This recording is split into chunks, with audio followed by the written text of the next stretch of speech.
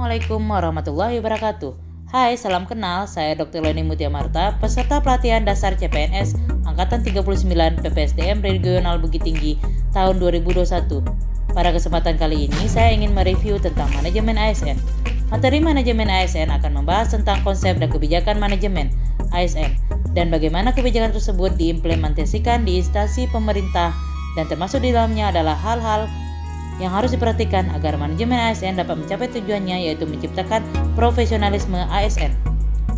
Siapa saja yang termasuk ASN? Pegawai ASN adalah pegawai negeri sipil dan pegawai pemerintah dengan perjanjian kerja yang diangkat oleh pejabat pembina kepegawaian dan diserahi tugas dalam suatu jabatan pemerintahan atau diserahi tugas negara lainnya dan digaji berdasarkan peraturan perundang-undangan.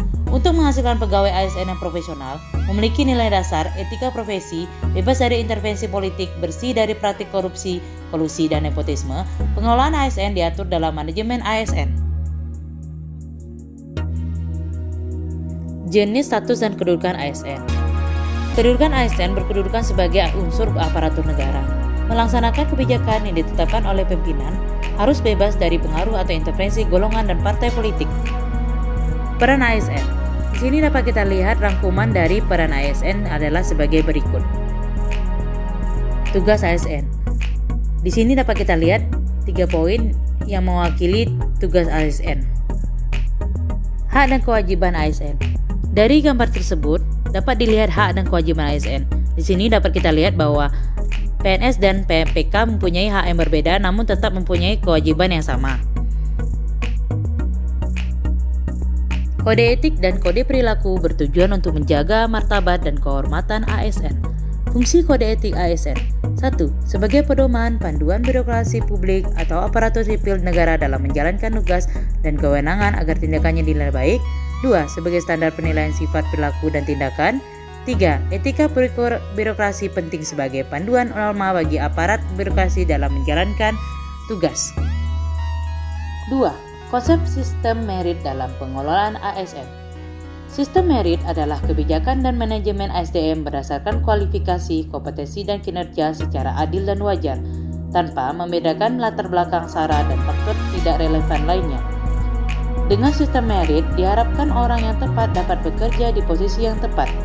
Dengan demikian, tata kelola negara lebih efektif dan kualitas pelayanan publik dapat terjaga karena dilaksanakan oleh aparatur yang berkompetensi dan memiliki keahlian di bidangnya.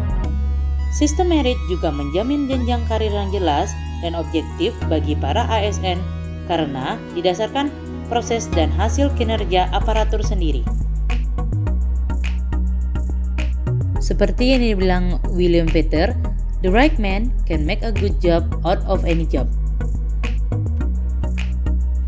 Prinsip sistem merit. 1. Keadilan dan kewajaran. 2. Objektif. 3. Berbasis kinerja. Pelaksanaan sistem merit dalam beberapa komponen pengelolaan ASN. 1. Penyusunan dan penetapan kebutuhan. 2. Penilaian kinerja. 3. Pengembangan kompetensi, promosi, mutasi, dan penghargaan.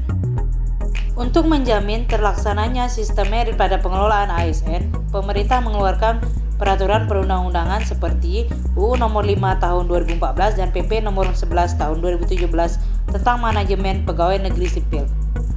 Jika Anda mengalami atau melihat pelanggaran dari sistem merit seperti diskriminatif, SARA, ataupun nepotisme, Anda dapat melaporkan kedua lembaga KSN dan Kemenpan RB. Dengan demikian, aparatur sipil negara tidak perlu khawatir untuk berprestasi dan berkarir di bidang pemerintahan. 3. Mekanisme pengelolaan ASN. Mekanisme pengelolaan ASN. Pengelolaan atau manajemen ASN pada dasarnya adalah kebijakan dan praktek dalam pengelolaan aspek manusia atau sumber daya manusia dalam organisasi. Termasuk dalam hal ini adalah pengadaan, penempatan, mutasi, promosi, pengembangan, penilaian, dan penghargaan. Dalam hal ini, mekanisme pengelolaan ASN terdiri dari manajemen PNS, manajemen PPBK, pengelolaan jabatan pimpinan tinggi, organisasi, dan sistem informasi. Manajemen PNS.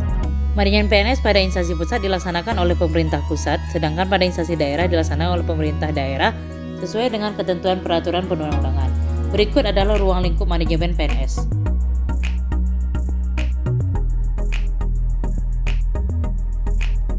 Manajemen PPBK dapat kita lihat sebagai berikut.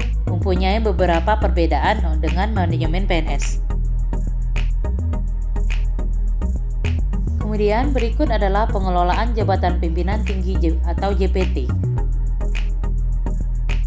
Organisasi Korps Profesi Pegawai ASN. Pegawai ASN berhimpun dalam wadah Korps Profesi Pegawai ASN Republik Indonesia. Korps Profesi Pegawai ASN Republik Indonesia memiliki tujuan menjaga kode etik profesi dan standar pelayanan profesi ASN dan mewujudkan jiwa Korps ASN sebagai pemersatu bangsa. Sistem informasi ASN adalah rangkaian informasi dan data mengenai pegawai ASN yang disusun secara sistematis, menyeluruh dan terintegrasi dengan berbasis teknologi.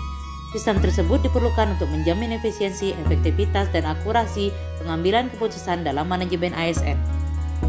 Demikianlah rangkuman modul manajemen ASN yang dapat saya sampaikan. Atas perhatiannya saya ucapkan terima kasih. Assalamualaikum warahmatullahi wabarakatuh.